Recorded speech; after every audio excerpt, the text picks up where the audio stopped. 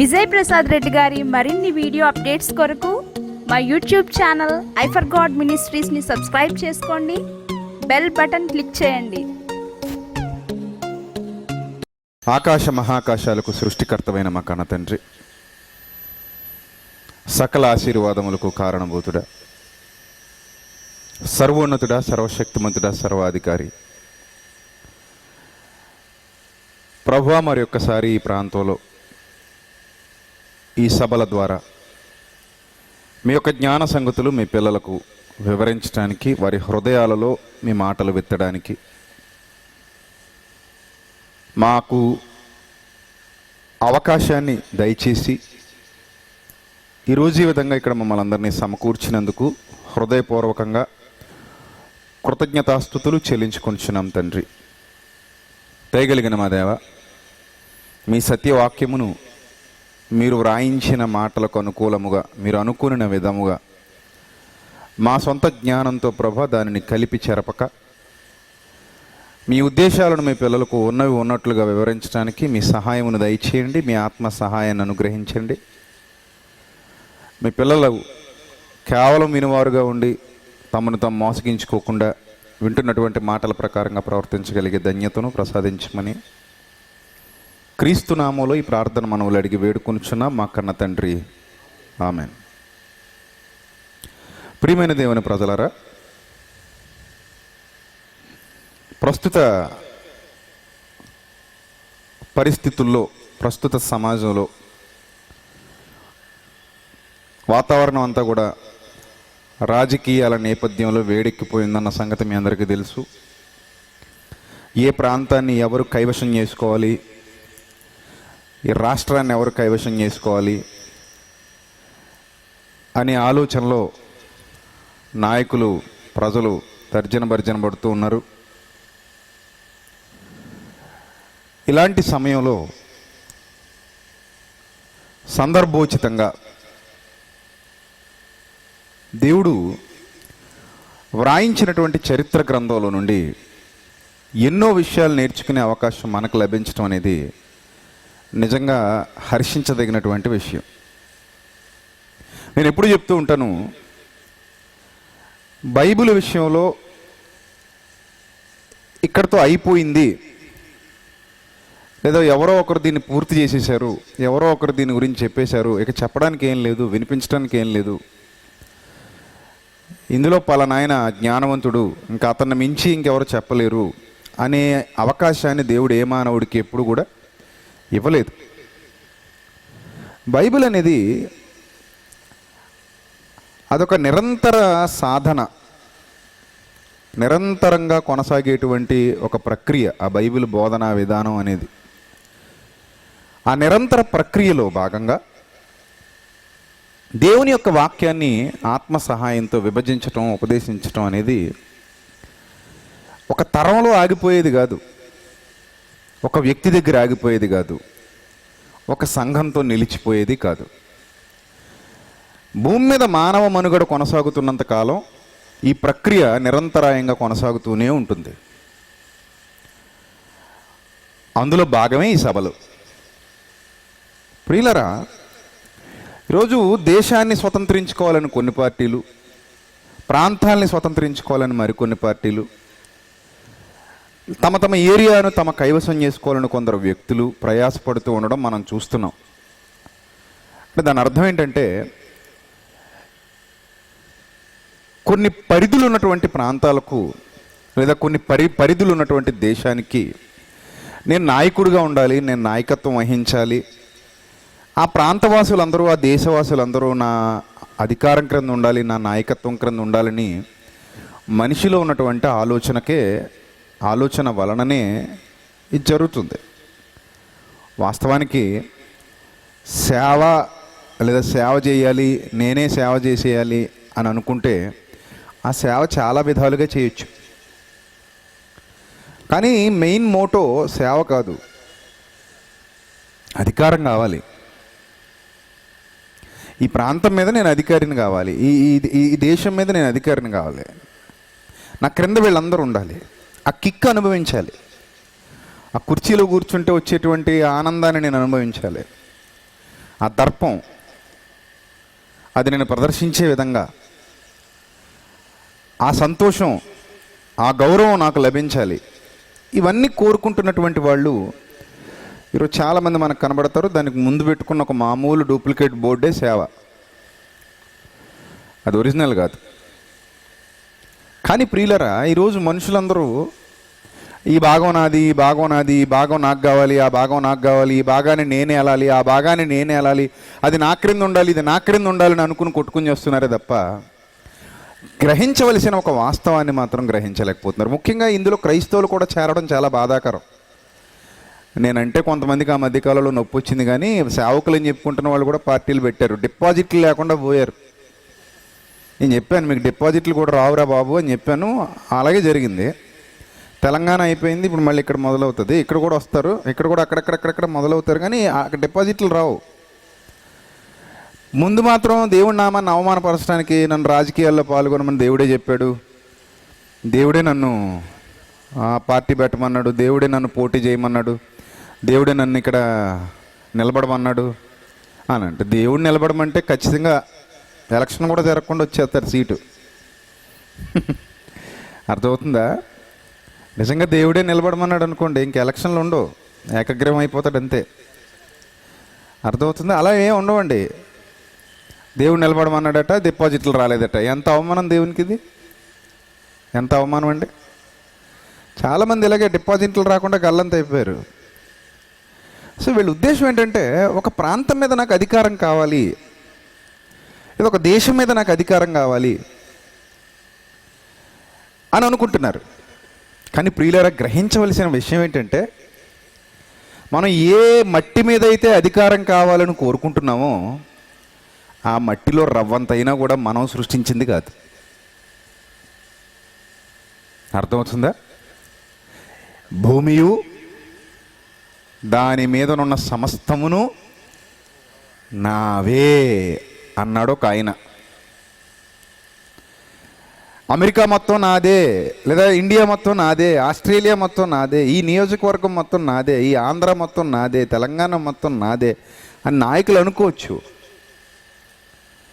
ఒక పర్టికులర్ ఒక పరిధిలో ఒక ప్రాంతాన్ని గురించి మాత్రం వాళ్ళు మాట్లాడతారు. కానీ ఒక ఆయన అంటున్నారు, భూమియు దాని మీదనున్న సమస్తమును నావే అన్నారు. రవ్వంత కూడా సృష్టించిన మనిషి నాది అనుకుని దాని మీద అధికారం కోసం ప్రయాసపడుతున్నాడు, ప్రాకులాడుతున్నాడు. కానీ అది ఇవ్వాలి అంటే ఆయన పర్మిషన్ కావాలి. ఇప్పుడు ఇక్కడ 3 రోజుల పాటు ఇక్కడ సభలు జరుగుతున్నాయి. ఈ స్టేజ్ వెనక దగ్గర నుంచి స్టేజ్ చివరి వరకు, అంటే రోడ్డు వరకు, ఈ స్థలం ఏమైనా జాన్ గారిదా? చెప్పండి. జాన్ గారిది అన్న వాళ్ళు చేతులు ఎత్తండి. ఓనర్ గొడవకు వస్తారు. ఏదో పుణ్యానికి చోటిస్తే గ్రౌండ్ నాది అంటున్నాడు అంటారు కదా. ఇప్పుడు ఈ గ్రౌండ్లో జాను తమ్ముడు ఇక్కడ ఈ సభ నిర్వహించాలి అంటే ఖచ్చితంగా ఈ గ్రౌండ్కు సంబంధించిన యజమాని పర్మిషన్ ఉండాలా వద్దా? ఉండాలి కదా. ముందే జాన్ బాబు వెళ్ళి వాళ్ళ ఇంటికి వెళ్ళి వాళ్ళని గౌరవంగా కలిసి, అయ్యా మేము మీ ప్రాంతంలో ఇలా 3 రోజుల పాటు సభలు నిర్వహించాలనుకుంటున్నాం, మీ స్థలాన్ని వాడుకుంటాం, ఈ గ్రౌండ్ వాడుకుంటాం, సో దయచేసి మాకు ముందు మీరు గ్రౌండ్కి పర్మిషన్ ఇవ్వండి అంటే, అవతల వ్యక్తి మంచితనంతో సరే బాబు వాడుకో అని చెప్పటం కారణంగా ఇక్కడ ఈ 3 రోజులు ఏం జరుగుతున్నాయి? సభలు జరుగుతున్నాయి. అవతల వ్యక్తి అంగీకారం ఇవ్వలేదనుకోండి, అంగీకారం తెలపలేదనుకోండి, ఇక్కడ ఈ సభలు జరగవు. ఇది మనకు బాగా అర్థమైతే, ఈ భూమి మీద ఒక ప్రాంతాన్ని స్వతంత్రించుకోవాలన్నా, ఒక దేశాన్ని స్వతంత్రించుకోవాలన్నా, లేదా ఒక ఏరియా మీద అధికారి అయిపోయి నాయకుడు అయిపోవాలన్నా కూడా మనం అనుకున్నంత మాత్రాన, ఏదో మనం కావాలనుకున్నంత మాత్రాన, ఇది మా నాది అనుకున్నంత మాత్రాన అవకాశం మనకి రాదు. ఒక ప్రాంతంలో ప్రజలు నివసించాలి, ఒక దేశంలో ప్రజలు నివసించాలి, ఒక ఏరియాలో ప్రజలు సుభిక్షంగా బ్రతకాలి, అక్కడున్న ప్రకృతిలోని వనరులన్నీ వినియోగించుకుంటూ చక్కగా ఆకాశం క్రింద ఈ నేల మీద జీవనాన్ని కొనసాగించాలి అంటే ఆ సృష్టిని సృష్టించిన సృష్టికర్త సెలవు కావాలి. ఈరోజు మీకు ఒక అద్భుతమైన చరిత్ర చెప్తాను, జాగ్రత్తగా వినండి. మెసొపొటేమియా కాలం నాటి చరిత్ర. ఈ చరిత్ర మీకు చాలా అవసరం కూడా. ప్రస్తుత సమాజానికి చాలా అవసరం, ప్రస్తుత ప్రపంచానికి చాలా అవసరం. కేవలం ఈ చరిత్ర ఒక క్రైస్తవ సమాజానికి మాత్రమే అనుకుంటే పొరపాటు. భూమి మీద నివసిస్తున్న ప్రతి ఒక్కరు కూడా ఈ చరిత్ర వినాలి. ఎందుకంటే ఇది కట్టుకథ కాదు కాబట్టి, కల్పించిన కథ కాదు కాబట్టి, ఏదో పేదరాశి పెద్దమ్మ కథ లాంటిది కాదు కాబట్టి, వాస్తవంగా జరిగినటువంటి చరిత్ర. ఈ చరిత్ర నేను మీకు ఎందుకు చెప్పాలనుకుంటున్నానంటే, బైబిల్ గ్రంథంలో మీరు చాలాసార్లు ఆ సన్నివేశాన్ని చదివే ఉంటారు, కానీ ఇలా మీరు ఎప్పుడు ఆలోచించి ఉండకపోవచ్చు. ఒక విశేషమైన సందర్భం మనకు ఎదురవుతుంది బైబిల్ గ్రంథాన్ని ధ్యానిస్తూ, ఆది కాండం నుండి తొలడుగులు వేసుకుంటూ వెళుతూ ఉంటే 12వ అధ్యాయానికి వచ్చేసరికి ఒక విచిత్రమైన సందర్భం మనకు తారసపడుతుంది. ఆది కాండం 12వ అధ్యాయము ప్రారంభ వచనం నుండి ఒకసారి చదవండి. ఆది కాండం 12వ అధ్యాయము ప్రారంభ వచనం నుండి ఒకసారి చదవండి. యెహోవా నీవు లేచి నీ దేశము నుండి, నీ బంధువుల యొద్ద నుండి, నీ తండ్రి ఇంటి నుండి బయలుదేరి, నీ దేశము నుండి బయలుదేరి నేను నీకు చూపించు దేశానికి వెళ్ళు అన్నాడు. నువ్వు ఈ దేశాన్ని విడిచిపెట్టు, నీకు వేరే దేశాన్ని చూపిస్తున్నాను, ఆ దేశానికి వెళ్ళు. ఏమండి, పెలుగు దినములలో భూమి దేశాలుగా విభాగింపబడింది. జలప్రళయం తర్వాతి కాలంలో పెలుగు అనేవాడి దినాలలో భూమి దేశాలుగా విభాగింపబడింది. పర్టికులర్గా ఒక వ్యక్తిని దేవుడు పిలిచాడు, ఒకే ఒక వ్యక్తిని పిలుస్తున్నాడు. ఆ వ్యక్తి పేరు అబ్రాము. ఈ పిలువబడినటువంటి వ్యక్తి నాకు ఈ దేశం నచ్చలేదు, వేరే దేశం ఇవ్వు అని అడగలేదు. అడిగాడా? ఏమంటే అడిగినట్టు ఏమైనా ఉంది అక్కడ? అడగలేదు. ఏం అడగకుండానే ఒక వ్యక్తిని పిలిచి, నువ్వు ఈ దేశాన్ని విడిచిపెట్టి నేను చూపించే దేశానికి వెళ్ళు అన్నాడు. తర్వాత 2వ వచనంలో, నిన్ను గొప్ప జనముగా చేసి నిన్ను ఆశీర్వదించి నీ నామమును గొప్ప చేస్తాను, నువ్వు ఆశీర్వాదంగా ఉంటావు, నేను ఆ దేశాన్ని నీకు ఇచ్చేస్తాను, నువ్వు ఈ దేశం నుంచి ఆ దేశానికి వెళ్ళిపో. అడగకుండానే ఇచ్చినటువంటి ఒక అద్భుతమైన అవకాశం. ఇక్కడ మనకి ఏమర్థమవుతుందంటే, అసలు ఒక దేశాన్ని ఒక వ్యక్తికి ఇచ్చే అధికారం ఈయనకి ఎక్కడిది? ఇది మనకు రావాల్సినటువంటి మొదటి ప్రశ్న. ఈ దేశం నుండి మరో దేశానికి వెళ్ళు, నేను చూపించబోయే దేశానికి వెళ్ళు అంటే ఆ దేశంలో జనం లేరనా? ఉంటారే, ఆ దేశంలో ప్రజలు ఉంటారు. మరి ఆ దేశంలో ప్రజలున్న దేశాన్ని ఈయన ఎవరికో పరదేశి, వాళ్ళ దృష్టిలో ఇతనెవరో పరదేశే కదా. మరి ఈ పరదేశికి వాళ్ళెవరో నివాసం ఉంటున్నటువంటి ప్రాంతాన్ని నేను ఇచ్చేస్తాను, నువ్వు అక్కడికి వెళ్ళు, నేను చూపించే దేశానికి నువ్వు పో, ఆ దేశం మొత్తాన్ని నీకు నీ సంతానానికి ఇచ్చేస్తాను. ఆల్రెడీ అక్కడ నిర్మానుష్యమైన ప్రాంతం కాదు, అది మీరు గమనించాలి జాగ్రత్తగా. ఒక నిర్మానుష్యమైన ప్రాంతాన్ని చూపించి నువ్వు అక్కడికి వెళ్ళు, ఇల్లు కట్టుకో, అక్కడ కాపురం ఉండంటే అది వేరే విషయం. ఆల్రెడీ కొన్ని తెగలు, కొన్ని జాతుల ప్రజలు ఆ ప్రాంతాన్ని ఆక్రమించేసుకుని ఉన్నారు అప్పటికే. ఇదే మెసొపొటేమియా నాగరికత కాలం. అప్పటికే కొంతమంది ప్రజలు ఆ భూభాగాన్ని ఆక్రమించుకుని ఉన్నారు, అక్కడ స్థిర నివాసాలు ఏర్పరచుకున్నారు. ఎందుకంటే నదీ పరివాహక ప్రాంతాలు కాబట్టి అక్కడే నాగరికత విలసిల్లింది కాబట్టి ఆ ప్రాంతంలో చాలా జాతుల ప్రజలు ఉంటున్నారు. ఎన్ని జాతులు ఉన్నాయో కూడా మీకు చూపిస్తాను ఇప్పుడు. అన్ని జాతుల ప్రజలు ఆ ఏరియాలో బ్రతుకుతున్నటువంటి టైంలో ఒక సింగిల్ పర్సన్ని దేవుడు పిలిచి, ఇదిగో నేను చూపించబోయే దేశానికి వెళ్ళు, ఆ దేశాన్ని నీకు ఇచ్చేస్తాను అన్నాడు.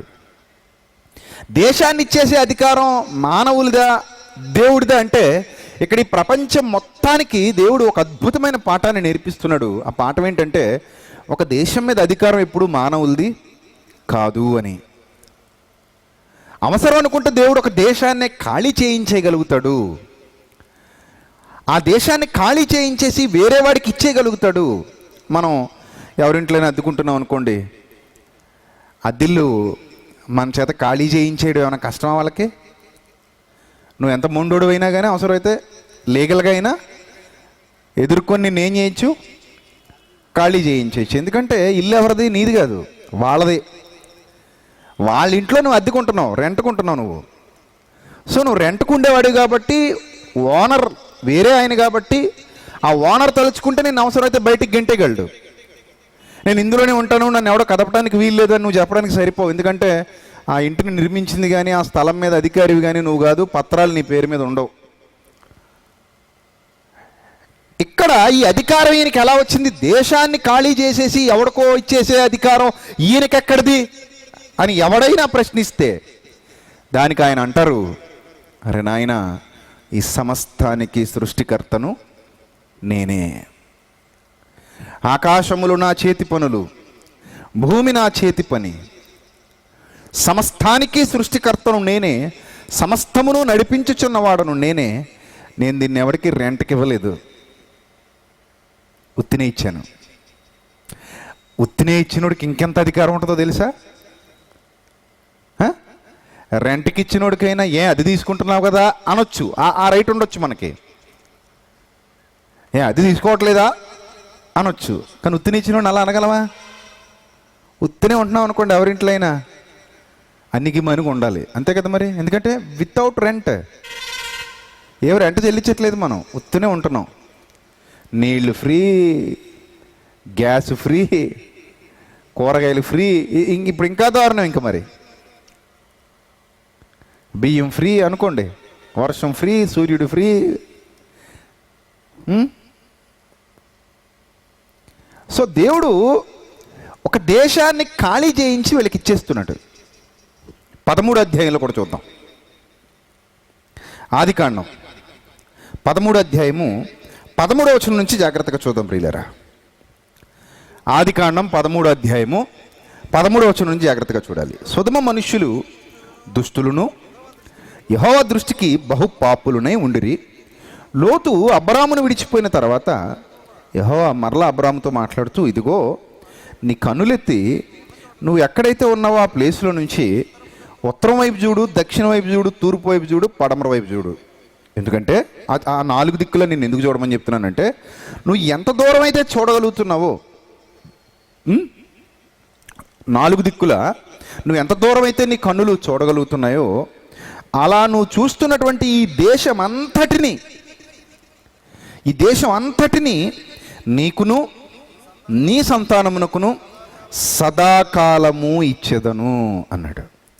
సదాకాలము ఇచ్చెదను. ఆ మాటలో ఎంత అధికారం ఉందో చూసారా?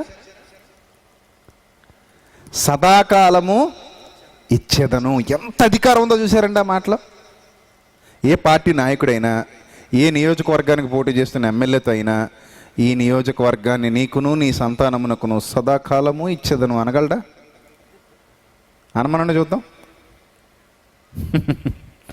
5 ఏళ్ళలోనే గ్యారెంటీ ఉండట్లేదు.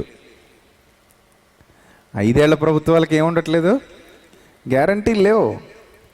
సదాకాలము ఇచ్చేదను అనే అవకాశం కానీ అధికారం కానీ అనేవాడికి కూడా లేదు.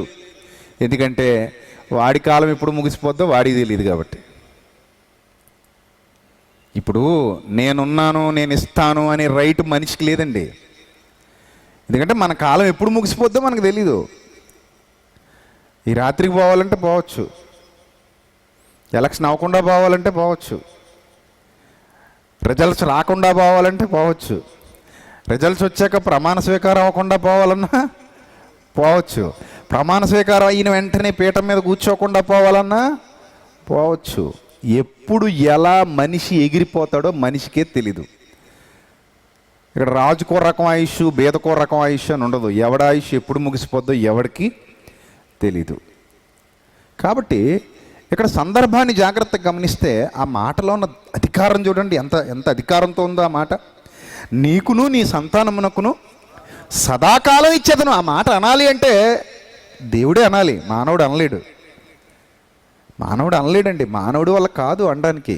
సదాకాలము ఇచ్చేదను. తర్వాత మరియు నీ సంతానమును భూమి మీద నుండి రేణువుల వలె విస్తరింపజేసేదను.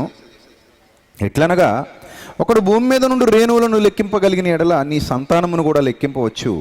నీవు లేచి ఈ దేశము యొక్క పొడుగున వెడల్పున దానిలో సంచరించుము. నువ్వు లేచి ఏం చేయాలి ఇప్పుడు?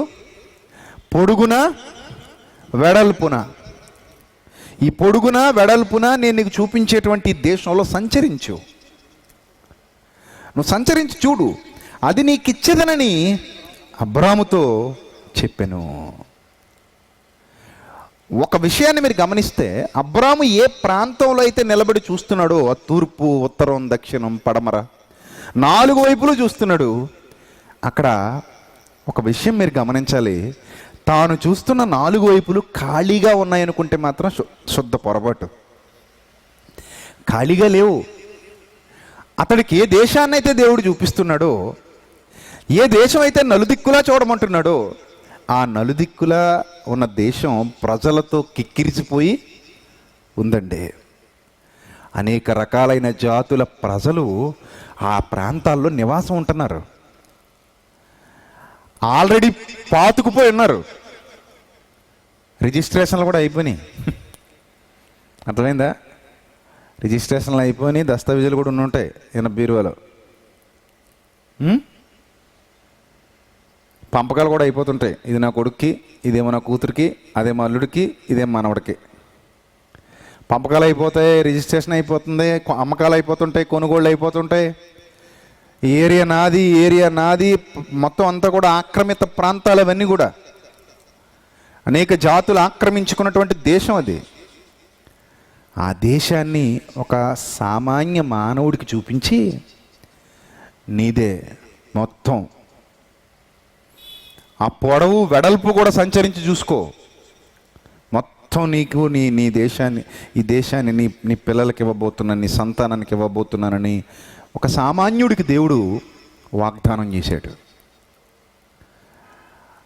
ఇక్కడ చాలామందికి ఈ సన్నివేశాలు అసలు అర్థం కావండి. అందుకే నేను ఎప్పుడు చెప్తూ ఉంటాను, బైబిల్ చదివేటప్పుడు దేవుడు ఎవరికైతే అర్హత ఇచ్చాడో ఆ అర్హతే ఆత్మను కలిగి ఉండడం. వాడు మాత్రమే కొంచెం లోతుగా బైబిల్ అర్థం చేసుకుంటూ వెళ్ళగలుగుతాడు ఆత్మ సహాయంతో. ఆత్మ లేనివాడు బైబిల్ చదివాడు అనుకోండి,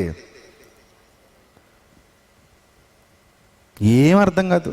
అక్షరజ్ఞానం కాదు కదా ఇది, ఆత్మజ్ఞానం. అక్షరజ్ఞానమా ఆత్మజ్ఞానమా? ఆత్మజ్ఞానం. కాబట్టి కేవలం అక్షరాలు తెలిసిన వాడు దీన్ని అర్థం చేసుకోలేడు. అందుకే ఈ అక్షరాలు అంటే మతోన్మాదులు ఈ ఆత్మజ్ఞానం అర్థం కాక దురాత్మక ఆత్మజ్ఞానం ఏం అర్థం అవుతుంది? ఆ దురాత్మను కలిగినటువంటి మతోన్మాదులు దైవ గ్రంథంలోని విషయాలను వక్రీకరించి మాట్లాడుతూ ఉంటారు. వాటికి చాలామంది కలవరపడుతూ ఉంటారు. ఈ కలవరపడేవాళ్ళు కూడా ఆత్మజ్ఞానం లేని వాళ్ళే. నిజంగా ఆత్మజ్ఞానం మనకుంటే కలవరపాటు రాదు. ఆ అక్షరజ్ఞానం కలిగిన వాడి మీద జాలి కలుగుతుంది. నీకేమర్థమైంది దేవుని జ్ఞానం అనిపిస్తుంది. కాబట్టి అసలు ఈ సందర్భం జాగ్రత్తగా ఆలోచిస్తే, కొన్ని జాతుల ప్రజలు ఆ దేశంలో నివసిస్తున్నప్పుడు అసలు ఈయన అడగలేదు, చేయలేదు, నాకు కావాలనేమో అడగలేదు ఈయన. పోనీ ప్రభువా నేను కోరుకుంటున్న దేశానికి నన్ను పంపించు ప్రభువా, నేను కోరుకున్నాడు అనుకోండి, అది వేరే విషయం. ఇతను దేవునికి ఇష్టడు, కోరుకున్నాడు కాబట్టి పంపించాడు, ఇచ్చాడు అని అనుకోవచ్చు. కానీ ఇతను కోరుకోలేదు, ఇతనేమీ అడగలేదు. ఆయన అంతటా ఆయనగా తీసుకున్నటువంటి డెసిషన్ ఇది. ఆయనంతటా ఆయనగా తీసుకున్నాడు. అలా తీసుకొని, ఇదిగో నువ్వు కొలుచుకో కావాలంటే, ఉత్తరం, దక్షిణం, పడమర, ఎటుపోతావో పో, తూర్పు, 4 వైపులా చూసుకో, పొడవునా వెడల్పునా కూడా సంచరించి చూసుకో, నీకు ఇచ్చేస్తున్నాను, నీకు నీ సంతానానికి ఈ దేశాన్ని నేను వాగ్దానం చేస్తున్నాను, నేను ఇచ్చేస్తాను అని చెప్పాడు. ఆ తర్వాత కొంతకాలానికి అతనికి ఒక కుమారుడు పుట్టాడు. ఎవరికైతే దేవుడి మాటలు చెప్పాడో అతనికి ఒక కుమారుడు పుట్టాడు. ఆ కుమారుడి పేరు ఇస్సాకు. ఈ ఐజక్ అనే ఈయనకి మరలా ఇదే విషయాన్ని తెలియజేస్తూ ఆదికాండం 26వ అధ్యాయం ప్రారంభ వచనాన్ని ఒకసారి చూడండి. ఆదికాండం 26వ అధ్యాయం ప్రారంభ వచనాన్ని ఒకసారి చూడండి. అబ్రహాము దినములలో వచ్చిన మొదటి కరువు కాక మరి ఒక కరువు ఆ దేశంలో వచ్చింది. అప్పుడు ఇస్సాకు గెరారులో ఉన్న ఫిలిస్తీన్ల రాజైన అబీమెలెకు అనే ఒక వ్యక్తి, ఒక రాజు దగ్గరికి వెళ్ళాడు. అక్కడ యెహోవా అతనికి ప్రత్యక్షమై, నీవు ఐగుప్తులోనికి వెళ్ళక నేను నీతో చెప్పు దేశమందు నివసించుము, ఈ దేశమందు పరవాసివై ఉండుము, నేను నీకు తోడై ఉండి నిన్ను ఆశీర్వదించెదను, ఏలయనగా నీకును నీ సంతానమునకును ఈ దేశాలన్నీ ఇచ్చేస్తాను అన్నాడండి. జాగ్రత్తగా చూసి చూడండి. అప్పటికే చాలామంది రాజులు పరిపాలించేస్తున్నారని చరిత్ర చదువుకుంటున్నాం మనం. అప్పటికే కొన్ని దేశాలను ఎవరు పరిపాలిస్తున్నారు? కొందరు రాజులు పరిపాలిస్తున్నారు. ఆ ప్రాంతాలు కొంతమంది రాజులు ఆక్రమించుకున్నారు. రాజులు ఆక్రమించుకుని కొంతమందిని తమ క్రింద పెట్టుకుని పరిపాలిస్తున్నారు. ఈ పరిపాలించేవాడికి కింద ఉన్న వాళ్ళందరూ బానిసల్లాగా బ్రతుకుతూ ఉంటారు. కుర్చీలో కూర్చున్నాడు ఏమనుకుంటాడంటే ఇదంతా నాదే అనుకుంటాడు, నా కనుసన్నల్లో నడుస్తుంది అనుకుంటాడు, నేను నడిపిస్తున్నాను అనుకుంటాడు, దీని మీద నేనే రాజును అనుకుంటాడు, నేనే అధికారిని అనుకుంటాడు, నా చెప్పుల క్రింద బతుకుతున్నారు ఇల్లు అనుకుంటాడు. సాధారణంగా ప్రతి అధికారి మనసులో ఇలాంటి ఆలోచనలు ఉంటాయి. ఎందుకంటే మేమే నాయకులం, మేమే పాలకులం, మా క్రింద బ్రతుకుతున్నటువంటి ప్రజలు వీళ్ళందరూ అనే భావన అందరికీ ఉంటుంది.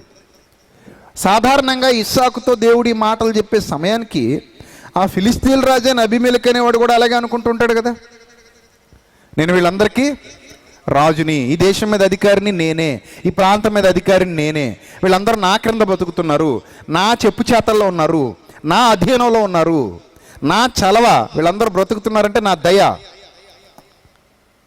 నేను వీళ్ళకి పాలకుణ్ణి, పరిపాలకుణ్ణి, నాయకుణ్ణి, వీళ్ళకి ఏమైనా పెట్టాలన్నా నేనే పెట్టాలి, వీళ్ళకి ఏదైనా ఇవ్వాలన్నా నేనే ఇవ్వాలి, చివరకు వీళ్ళు ఏదైనా తినాలన్నా తాగాలన్నా కూడా అది నా చేతుల్లో నుండే వెళ్ళాలి, వీళ్ళ బ్రతుకు మొత్తం నా మీద ఆధారపడి ఉంది. నాయకుడు ఇలాగే అనుకుంటాడు ఎప్పుడు కూడా. నాయకుడి యొక్క ఆలోచన విధానం ఇలాగే ఉంటుంది. అవసరమైతే బెదిరిస్తాడు, అవసరమైతే గద్దిస్తాడు, అవసరమైతే తొక్కేస్తాడు, అవసరమైతే పెడుతుంటాడు. ఎందుకంటే నాయకుడు, రాజు లేదా అధికారి, పాలకుడు. ఇప్పుడు ఆల్రెడీ రాజులుండగా, రాజుల దేశాన్ని పరిపాలిస్తుండగా అతని కొడుకుతో మళ్ళీ దేవుడు మాట్లాడుతూ, అది కరువు కాలంలో, కరువు వచ్చే వలసబాట పడుతున్నాడు పాపం అతడు. కరువు వచ్చి వలసబాట పడుతున్నటువంటి టైంలో, అసలు తినడానికి తిండి మెతుకులు లేని టైంలో ఏమంటున్నాడు? ఈ దేశం మొత్తం, ఈ దేశాలన్నీ ఎవరికి ఇచ్చేస్తాడట? నీకును నీ సంతానమునకును ఈ దేశములన్నీ ఇచ్చి, నీ తండ్రైన అబ్రహాముతో నేను చేసిన ప్రమాణం నెరవేర్చి, ఆకాశ నక్షత్రముల వలె నీ సంతానమును విస్తరింపజేసి ఈ దేశములన్నీ నీ సంతానమునకు ఇచ్చెదను అన్నాడు. ఈ దేశములన్నీ నీ సంతానమునకు ఇచ్చెదను, నీ సంతానం వలన సమస్త భూలోకంలోని సమస్త జనులు ఆశీర్వదింపబడుదురు. ఏలయనగా అబ్రహాము నా మాట విని నేను విధించిన దాని, నా ఆజ్ఞలను, నా కట్టడలను, నా నియమములను గైకొనెనని చెప్పాను. గెరార్లో అతడు నివాసం ఉండటానికి ఇష్టపడుతున్నటువంటి టైంలో, వేరొక రాజు ఆ ప్రాంతాన్ని పరిపాలిస్తున్నటువంటి టైంలో, కరువు ఏర్పడినటువంటి కాలంలో దేవుడు అబ్రహాము కుమారుడైన ఇస్సాకుతో ఒక దేశాన్ని, కొన్ని దేశాలను నీ తండ్రిని బట్టి, నీ సంతానానికి నిన్ను బట్టి ఇవ్వాలనుకుంటున్నాను, ఈ దేశాలన్నీ మీవే అని చెప్తున్నాడు. ఈ సందర్భాలన్నీ చూస్తుంటే ఎందుకు అబ్బా ఇలాగ, అసలు వాళ్ళు అడిగారా? వాళ్ళు అడగలేదు కదా, ఎవరు అడగలేదు, తండ్రి అడగలేదు, కొడుకు అడగలేదు, ఎవరు అడగలేదు. అప్పటికే ఆ ప్రాంతాలన్నీ ఫిల్ అయిపోయి ఉన్నాయి. అయినా కానీ దేవుడు వాళ్ళు ఉంటున్నటువంటి ప్రాంతాలు వీళ్ళకిస్తానని వాగ్దానం చేస్తున్నాడు. దీని వెనక చాలా పెద్ద చరిత్ర ఉంది ప్రియులరా, చాలా పెద్ద చరిత్ర ఉంది. అంతేకాదు సుమా, ఈ చరిత్ర విన్న తర్వాత ఈ చరిత్ర నుండి మనం నేర్చుకోవాల్సిన పాఠం కూడా ఉంది. దీని వెనక ఒక పెద్ద చరిత్ర ఉంది, దాని వెనక మనం నేర్చుకోవాల్సినటువంటి ఒక అమూల్యమైన పాఠం కూడా ఉంది. అదేమిటి అని ఆలోచిస్తే మరింకొంత ముందుకెళ్దాం. ఇదే విషయం మీద పరిశీలన దృక్పథంతో మరింకొంత ముందుకెళ్దాం. నిర్గమకాండం 6వ అధ్యాయం. అప్పటికే చాలా సంవత్సరాల కాలం గతించింది. నిర్గమకాండం 6వ అధ్యాయము. ఇశ్రాయేలీలు ఐగుప్తులో బానిసలుగా బ్రతుకుతున్నటువంటి టైం ఇది. 2వ వచనం నుండి చూద్దాం. ఇక్కడికి వచ్చేసరికి సుమారు 400 సంవత్సరాల పైచీలకు కాలం గతించిపోతుంది పితరులకు వీరికి మధ్య సుమారుగా. ఆ కాలం గతించిపోయే టైంలో అప్పటికి ఇశ్రాయేలీలు అనే ఆ జాతి ప్రజలు, అనగా అబ్రహాము యొక్క సంతానం, ఐగుప్తులో బానిసలుగా కాలం గడుపుతూ ఉంటారు. ఈజిప్షియన్ సివిలైజేషన్ ఆ టైంలో వీళ్ళు బానిసలుగా కాలం గడుపుతూ ఉంటారు. అలా కాలం గడుపుతూ ఉన్నటువంటి టైంలో మోజెస్ అనేటువంటి ఒక వ్యక్తి వారి మధ్యలో పుడతాడు. ఈ మోజెస్తో దేవుడు మాట్లాడతాడు. 2వ వచనం. మరియు దేవుడు మోషేతో ఇట్లనెను, నేనే యెహోవాను, నేను సర్వశక్తి గల దేవుడను పేరున అబ్రహాము, ఇస్సాకు, యాకోబులకు ప్రత్యక్షమైతిని, కానీ యెహోవా అను నా నామమున నేను వారికి తెలియబడలేదు. అంటే అబ్రహాముకు కానీ ఇస్సాకుకు కానీ యాకోబుకు కానీ యెహోవా అనే నామం తెలీదు. ఇది కేవలం ఇశ్రాయేలీలకు మాత్రమే. ఈ నామం ఎవరికి తెలియబడింది? ఇశ్రాయేలీలకు మాత్రమే తెలియబడింది. మరియు వారు పరవాసము చేసిన దేశముకు కనాను దేశమును వారికిచ్చుటకు నా నిబంధనను వారితో స్థిరపరిచితిని. వారు ఏం చేసిన కనాను దేశం అంటది? పరవాసము చేసిన.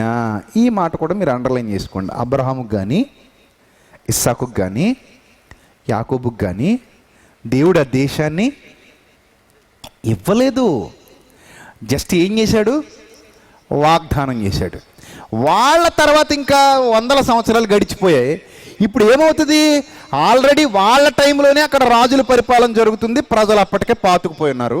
ఆ తర్వాత డాక్యుమెంటేషన్ పవర్ పెరిగిపోద్దా? పెరిగిపోద్ది కదండి. తాత ముత్తాల దగ్గర నుంచి వారసత్వంగా వచ్చేస్తుంటాయి భూములు. రాజులు ఇంకా కట్టుదిట్టంగా భద్రతా ఏర్పాట్లు చేసేసుకుంటారు. ఆ భూమి ఇంకా వాళ్ళ సొత్తు అయిపోద్ది. ఇంకా విస్తారంగా జనం పెరిగిపోతారు. ఇంకా విస్తారంగా ప్రజలు పెరిగిపోతారు. దేశం ఇంకా అభివృద్ధి చెందుతూ ఉంటుంది. టైం గడిచే కొలది ప్రాంతాలు ఏమవుతూ ఉంటాయి?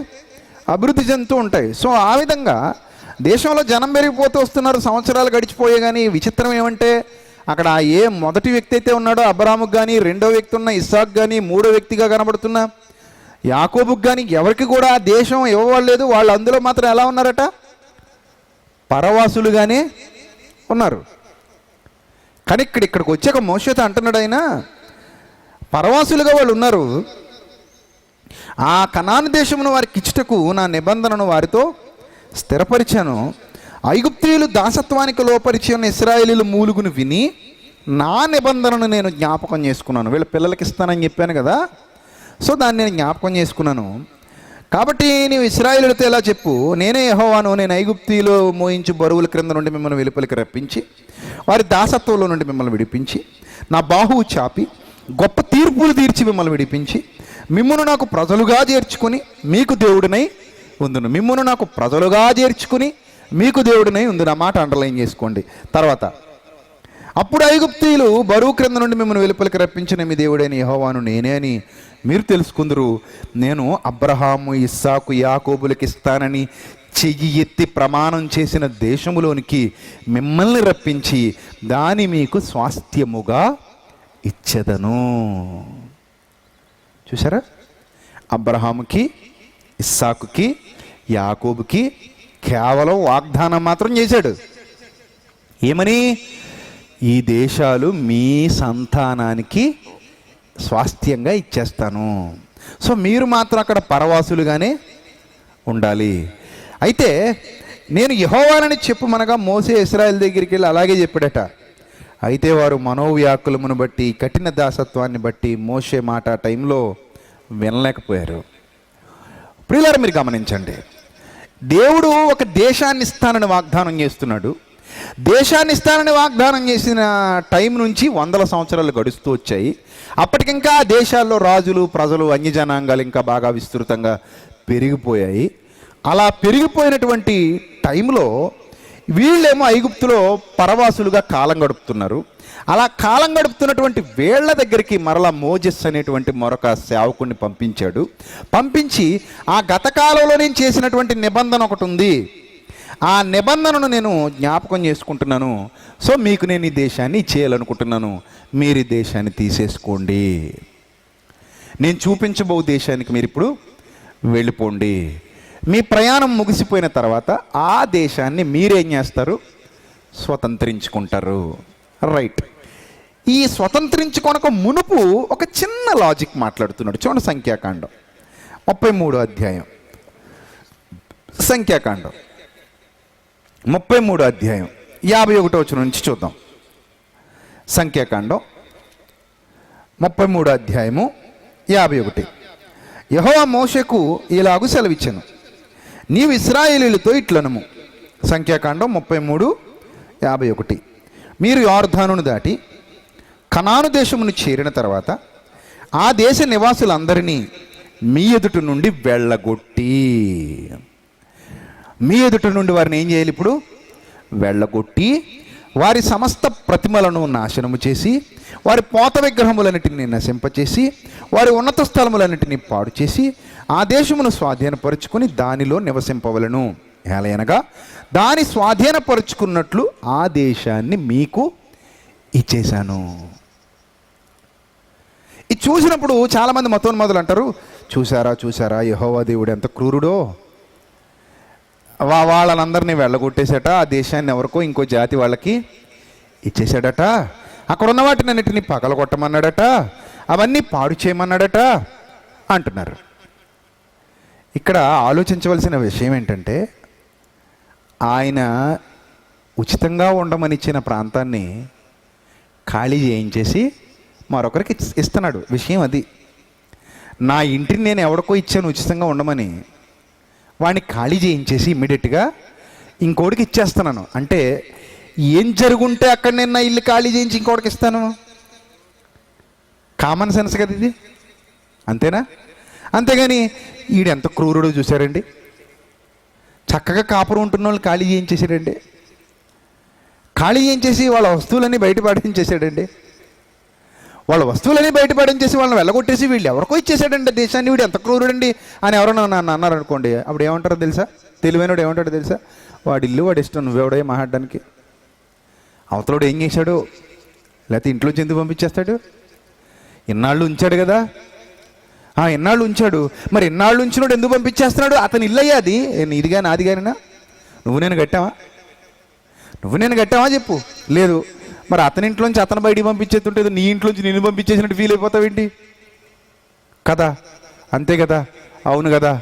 అక్కడ ఏదో జరగకపోతే, అక్కడ ఏదో ఒక బలమైన కారణం లేకపోతే అడగనోడెవడనో పిలిచి మరి నీకు నా ఇల్లు ఇస్తానయ్యా, సదాకాలం నా ఇంట్లో ఉండు వితౌట్ రెంట్ అని అంటాడా? నీతో పాటు నీ సంతానాన్ని కూడా ఇస్తానంటున్నాడు. నువ్వేమో టెంపరీగా ఉండిపో, వాళ్ళకేమో ఇంకా పర్మనెంట్గా ఇచ్చేస్తాను అని అన్నాడు. ఆల్రెడీ ఉన్నోళ్ళనేమో సాగరంపుతున్నాడు. ఏదో కారణం లేకపోతే ఇది జరగదు. ఇది ఆత్మజ్ఞానంతో ఆలోచిస్తే అర్థం అవుద్ది. మూర్ఖుడు ఏమంటాడో తెలుసా? చూసారా యెహోవా ఏం చేశాడు? అన్యజనులను వెళ్ళగొట్టేశాడు, వాళ్ళని బయటికి గెంటేశాడు, ఆ దేశం వీళ్ళకి ఇచ్చేశాడు అని అంటున్నారు. అది ఆయన ఇల్లు, దేశము దేవునిది. దేశం ఎవరిది? దేవునిది. నిజం ప్రియులరా, ఎప్పుడు కూడా దేశం నాది అని అనకూడదండి. నిజంగా మనసుంటే ఏం చెప్పాలి తెలుసా? దేశం ఎవరిది? దేవుడిదండి. మనం అది తెలియక ఏమంటామంటే నేల మనదిరో అంటాం, ఊరు మనదిరా అంటాం, అంతేనా? అప్పుడు దేవుడు పైనుంచి అంటాడు నేల నాదిరో నీది కాదురా అంటాడు. నిజమే కదండి. నేల మందా, ఊరు మందా, దేశం మందా? ఎవరిదండి దేశం? దేవునిది. మనం అద్దెకుంటున్నాం, ఇది నిజం. ఇదేంటి అద్దెకంటే అంటే సెంటు 3 లక్షలు, సెంటు 7 లక్షలు పెట్టుకున్నాను, సెంటు 10 లక్షలు మా ఏరియాలో. 5 సెంట్లు కొనుక్కుని కట్టుకున్నాం, ప్రహరీ కూడా పెట్టాం. అంటే విచిత్రం ఏమంటే ఆ ప్రహరీ కూడా బయటే నువ్వు చచ్చిపోతావు, లోపల కూడా చావనివ్వరు. అర్థమైందా? తెలిసి చచ్చిపోతే కనుక. తెలియకుండా గుండె అయిపోయింది అనుకో, అది వేరే విషయం. మళ్ళీ 6 నెలల్లో ఖాళీ చేస్తారట దాన్ని, అది వేరే విషయం. తెలిసి అనుకో నేను గడ్డలు వేసేస్తారు తప్ప పరుపు మీద మాత్రం చావనివారు. నువ్వు 10 సెంట్లు కట్టుకున్నా 15 సెంట్లు కట్టుకున్నా నేను గడ్డలు వేసి చంపేస్తారు. నీ ఇంట్లో వాళ్ళే చంపేస్తారు గడ్డలు వేసి. దురద వస్తుంది. మామూలుగా గడ్డలో పడుకోవడం చాలా కష్టం అండి. కుప్పనూర్పులప్పుడే ఒళ్ళంతా దురదలు వచ్చేస్తుంటాయి రైతులకి. అలాంటిది గడ్డలేసి మరీ చంపేస్తారు. ఇంకొక అర్ధ గంటలో ప్రాణం పోయేలాగా ఏమైనా ఇలా ఊగిసిలాడు కొంచెం వణికే అనుకో, ఏమైనా సాయం పెట్టండి పోయేలాగా ఉన్నాడు, తొందరగా గడప బయట పడండి అంటారు. అంతే గడప బయట పడేస్తారు. అక్కడ ఇంక చలైనా మంచైనా వర్షమైనా నీ చావు నువ్వు చావడమే. చూసావా? మరి రిజిస్ట్రేషన్ చేయించాను అంటున్నావు, నీ పేరు మీద ఉందంటున్నావు. నీ పేరు మీద ఉందా? పత్రాలన్నీ సరిగ్గా ఉన్నాయా? బీరువాలో పెట్టి తాళం వేసావా దస్తావేజులు? అవన్నీ చూడరు ఇంకప్పుడు. బయటేసేస్తారు. బయటేసి అక్కడ చంపేసి నువ్వు కొనుక్కున్న ఆ 10 సెంట్లో కూడా పాతి పెట్టరు. ఇది ఇంకా విచిత్రం. అరే గార్డెన్ ఖాళీగా ఉంది కదరా, కొంచెం కొబ్బరి మొక్క పక్కన పాతి పెట్టేంటారు అంటే నోరుమోయి చిచ్చి శవాన్ని తీసుకొచ్చి ఇంట్లో పాతి పెడతావా? అశుభం అపవిత్రం అని ఏం చేస్తారు? తీసుకెళ్ళి ఊరి చివరి కామన్ ల్యాండ్. అది మామూలుగా అయితే పోరంబోకు స్థలం. ఎవరికి ఇస్తానన్నా తీసుకోడు. 5 సెంట్లు శ్మశానాలు ఇస్తారు, ఇల్లు కట్టుకుంటావని నువ్వు కట్టుకుంటావా? 5 సెంట్లు అస్సలు 10 సెంట్లు ఇచ్చినా కట్టుకో. కాబట్టి అది పోరంబోకు ల్యాండ్ లెక్క. నీకు అందులో పడేస్తారు తప్ప తీసుకెళ్ళి అక్కడ అందరిదే ఒకటే. అప్పారావుని కప్పెడుతుంటే కింద సుబ్బారావు తగులుతుంటాడు. ఎప్పుడో సుబ్బారావు, అప్పుడప్పుడు సుబ్బారావు కాదు. ఈ సుబ్బారావుని కప్పెడుతుంటే కింద వెంకటరావు ఉంటాడు. పక్కనేమో ఇంకో రావు ఉండొచ్చు, ఈ పక్కనేమో ఇంకో రావు ఉండొచ్చు. మొత్తం మీద అలాంటి ల్యాండ్లో పడేస్తారు. దేశం నాదే దేశం అని అనే అధికారం మానవుడికి దేవుడు ఎప్పుడూ ఇవ్వలేదు, ఎప్పుడూ ఇవ్వడు, ఎవరికి ఇవ్వడు. ఈ విషయాన్ని అందరూ అర్థం చేసుకుంటే ఎలక్షన్లు ఎంత చక్కగా జరుగుతాయో. సరేలే, ఇక్కడ చూద్దాం. అప్పుడు ఈ దేశాన్ని స్వాధీనపరుచుకున్నట్లు ఆ దేశాన్ని మీకు ఇచ్చి తిని 54వ వచనం, మీరు మీ వంశములో చొప్పున చీట్లు వేసి ఆ దేశమును స్వాస్థ్యములుగా పంచుకొనవలెను. ఎక్కువ మందికి ఎక్కువ స్వాస్థ్యమును, తక్కువ మందికి తక్కువ స్వాస్థ్యమును ఇవ్వవలెను. ఎవని చీటి ఏ స్థలమున పడునో మ్యాప్ మీద వానికి ఆ స్థలమే కలుగును. మీ తండ్రుల గోత్రముల చొప్పున మీరు స్వాస్థ్యములు పొందవలను. అయితే మీరు మీ ఎదుటి నుండి ఆ దేశ నివాసులను వెళ్ళగొట్టని ఎడల, ఇక్కడ ఏదో లాజిక్ అని చెప్పాను కదా, అదే ఇది, జాగ్రత్తగా చూడండి. వెళ్ళగొట్టని ఎడల మీరు వారిలో ఎవరిని ఉండనిచ్చెదరో వారు మీ కళ్ళల్లో ముళ్ళు అన్నాడు. కంట్లో ముళ్ళేటండి బాబు. కంట్లో నలుసుంటేనే తట్టుకోలేం, ముళ్ళుంటే రెప్ప తీయాలనిపించదు, వెయ్యాలనిపించదు. అంతే కదా. కన్ను ముయ్యాలనిపించదు, తెరవాలనిపించదు. ఒంట్లో ఎక్కడ కొంచెం ఇబ్బందిగా ఉన్నా బాగా ఉండగలం, కానీ కంట్లో ఇబ్బందిగా ఉంటే అస్సలు ఒళ్ళంతా బాగోదు. అంతే కదండి. కొన్నిసార్లు కళ్ళకలకలు వస్తుంటాయి, అంటువి అది కళ్ళకలకలు. అసలు ప్రశాంతత ఉంటుందా మనకి? కంటికలకు వస్తే అస్సలు ప్రశాంతత ఉండదు. అందుకే కవులు కూడా కంటిలోని నలుసు, కాలి కింద ముళ్ళు, చెవిలోన జోరీగా, చెప్పులోన రాయి, ఇంటిలోని పూరి ఇంతింత కాదయ్యా, తర్వాత నీకు ఏది తెలుసు అదయ్యా అన్నారు. అంటే కంటిలో నలుసు అంత పవర్ఫుల్గా ఉంటుంది, సుఖం ఉండదు ప్రాణానికి. అలాంటిది కంట్లో ముళ్ళు ఉందనుకోండి, అది ఇంకా ప్రమాదకరం, ఇంకా బాధాకరం. ఇక్కడ ఏమంటున్నాడంటే, మీరు ఒకవేళ ఉండనిస్తే వారు మీ కన్నుల్లో ముళ్ళుగాను, మీ పక్కలో సోలం ఉన్నాడు. పక్కలో సోలం ఉంటే ఏముందండి, ఎలా తిరిగినా గుచ్చిపోద్ది, అలా తిరిగినా గుచ్చిపోద్ది. పక్కలో బళ్ళు అంటాం మనమైతే. పక్కలో బళ్ళెం పెట్టుకుని పడుకున్నారనుకోండి, నిద్రలో ఎలా తిరుగుతామో తెలీదు. అప్పుడు ఏమవుతుంది, మనకే గుచ్చుకుని చేస్తాం. అందుకే మీ పక్కలో సోలములుగాను ఉండి మీరు నివసించే ఆ దేశములు మిమ్మల్ని బాధ పెట్టదురు, మరియు నేను వారికి చేయ తలంచినట్లు మీకు చేసేదనని వారితో చెప్పుము. ఇక్కడ ఒక సీక్రెట్ రివీల్ చేస్తున్నాడు. నేను వారికి చేయతలంచినట్లు మీకు కూడా చేస్తాను.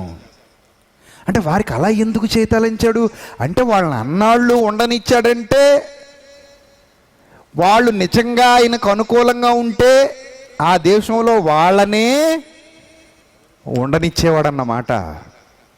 ఓ మతోన్మాది అర్థం చేసుకోవాలి. ఆయన ఉత్తినే అన్యాయంగా తీసేయలేదన్నమాట. ఉత్తినే అన్యాయంగా వాళ్ళకి శిక్ష విధించలేదన్నమాట. ఉత్తినే అన్యాయంగా వాళ్ళని ఖాళీ చేయించలేదన్నమాట. వాళ్ళు ఆయనకి నిజంగా అనుకూలంగా ఉంటే ఎక్కడో ఒక చోట నుంచి మరొకరిని తీసుకొచ్చి వాళ్ళ సంతానానికి వాగ్దానం చేసి ఈ జాతులన్నింటినీ తోలివేసి వాళ్ళకి ఇవ్వాల్సిన అవసరత లేదు. ఇక్కడ ఏదో ఒక అవిధేయత ఉంది. ఆ అవిధేయత వల్ల ఇక నువ్వు నా ఇంట్లో ఉండటానికి వీలు లేదు, అర్జెంటుగా ఖాళీ చేసేయి, పెట్టే బేడా సర్దుకుని బయటికి పో, ఇక నా ఇంట్లో నిన్ను పుణ్యానికి కూడా ఉండనివ్వకూడదు, వేస్ట్ అన్నమాట, నువ్వు నా ఇంట్లో ఉండడానికి నీకు అర్హత లేదు, పో అని నెట్టేస్తున్నాడు అనమాట. అయితే ఇక్కడ వీళ్ళేమనుకోవచ్చు అంటే, ఇన్నాళ్ళు మనమేమనుకోవచ్చు అంటే, అబ్రహాము గొప్పతనాన్ని బట్టి, లేకపోతే ఇస్సాకు గొప్పతనాన్ని బట్టి, యాకోబు గొప్పతనాన్ని బట్టి, ఇశ్రాయేలీల గొప్పతనాన్ని బట్టి దేవుడు వాళ్ళని తీసుకొచ్చి ఎక్కడ పెట్టుకున్నాడు, వీళ్ళని తీసుకెళ్ళేమో బయట పంపించేస్తున్నాడు అని అనుకోవచ్చు. కానీ ఆ అవకాశం కూడా లేకుండా దేవుడు మాట్లాడుతున్నాడు. మరొక వచనం చూద్దాం. అదే సంఖ్యాకాండం 35వ అధ్యాయం ఒకసారి చూద్దాం. అదే 35వ అధ్యాయము 33వ వచనం కూడా ఒకసారి చూద్దాం. మీరుండు దేశమును అపవిత్రపరచకూడదు, నరహత్య దేశమును అపవిత్రపరచును కదా, దేశములో చిందిన రక్తము నిమిత్తం చిందించిన వాని రక్తం వలనే ప్రాయశ్చిత్తము కలుగును కానీ మరి దేని వలన కలగదు. మీరు నివసించే దేశమును అపవిత్రపరచకూడదు, అందులో నేను మీ మధ్యను నివసించుచున్నాను, నిజముగా యెహోవాను నేను ఇశ్రాయేలీల మధ్య నివసించున్నాను. ఇక్కడ ఒక విషయాన్ని మీరు జాగ్రత్తగా గమనించండి. నేను మీ మధ్య నివసిస్తున్నాను. ఆయన అపోస్తలుల కార్యాల్లో చెప్పబడుతున్నట్టుగా ఆయన అంతటా ఉన్నాడు, ఆయన అంతటా ఉండగలడు. ఆయన లేని చోటు కానీ ఆయన లేని ప్రాంతం కానీ ఎక్కడ ఉండదు. ఎందుకంటే ఆయన ఎక్కడ ఉన్నాడు, అక్కడ ఉన్నాడు, ఎక్కడైనా ఉండగలడు. నువ్వు ఆకాశమునికి ఎక్కిపోయినను అక్కడనూ ఉన్నాను, భూదిగంతముల వరకు పాతాళ దిగంతముల వరకు వెళ్ళిపోయినను అక్కడను ఉండగలను. చూసారా, నేను లేని చోటంటూ ఏదీ లేదు. సో నేను మీ మధ్య కూడా ఉన్నాను. కాబట్టి మీరు దేశాన్ని ఏం చేయకూడదు, అపవిత్రపరచకూడదు. ఇక్కడే మనకు పాయింట్ అర్థమైందండి. దేశాన్ని అపవిత్రపరిస్తే దేశంలో ఉండనివ్వడు. అంటే వాళ్ళు ఎందుకు పంపించేశాడనమాట, వాళ్ళు అపవిత్రపరిచేశారు. పైన ఎవరికో అద్దెకిస్తారు, కింద మీరు ఉంటుంటారు. పైన రోజు సౌండ్లు, క్యాబరీ డ్యాన్సులు, గోల, అల్లరి, పొద్దున్న లేచేసరికి బీరి సీసాలు, మూతలు, సిగరెట్ పీకలు కింద పడుతున్నాయి అనుకోండి, ఏం చేస్తారు?